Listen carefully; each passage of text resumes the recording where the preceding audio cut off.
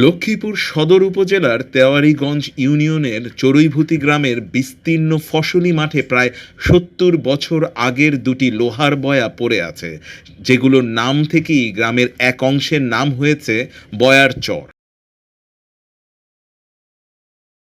একসময় এসব বয়া ছিল প্রায় ২০ থেকে ২৫ ফুট উঁচু এবং অনেকেই এতে লাল বাতি জ্বলতে দেখেছেন।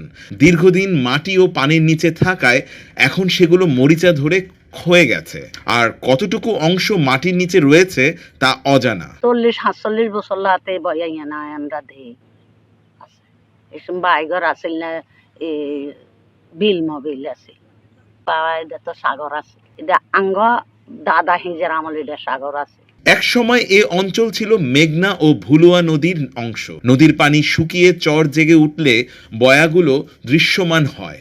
স্থানীয়দের ধারণা, ব্রিটিশ আমলে ফরাশগঞ্জ নৌবন্দরকে কেন্দ্র করে বড় জাহাজ চলাচলের দিক নির্দেশনার জন্য এসব বয়া স্থাপন করা হয়েছিল। এটা আসলে বুল্লান নদী। এখানে একটা নদী ছিল, নদী নাম ছিল বুল্লান নদী।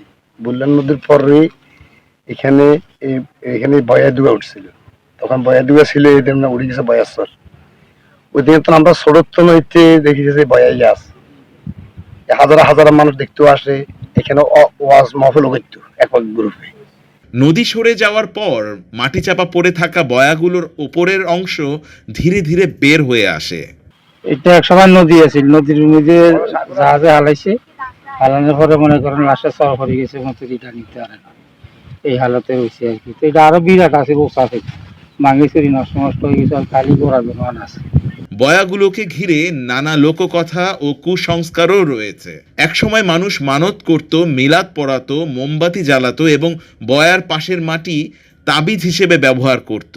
বয়াইটা ধরুন সর্দি ছিল অনেক দিন আগে, ধরুন আমার বয়স বেশি হয়েছে। এই যে জায়গা সাগর ছিল, তখন বয়া বাজার পর হইতে এই জায়গা আস্তে আস্তে সর্দিতে আছে। দেনের পরে তখন মানুষ আয় ঘর বাড়ি এই শহরের মধ্যে গাই গিরিস্তি করা হচ্ছে না, হিয়ারা কিছু আসিল না, আসিল শুধু কাচ্চাবি। এমনকি বয়ার নিচে গুপ্তধন থাকার বিশ্বাসও প্রচলিত ছিল। তবে কালের বিবর্তনে এসব আচার প্রায় বিলুপ্ত।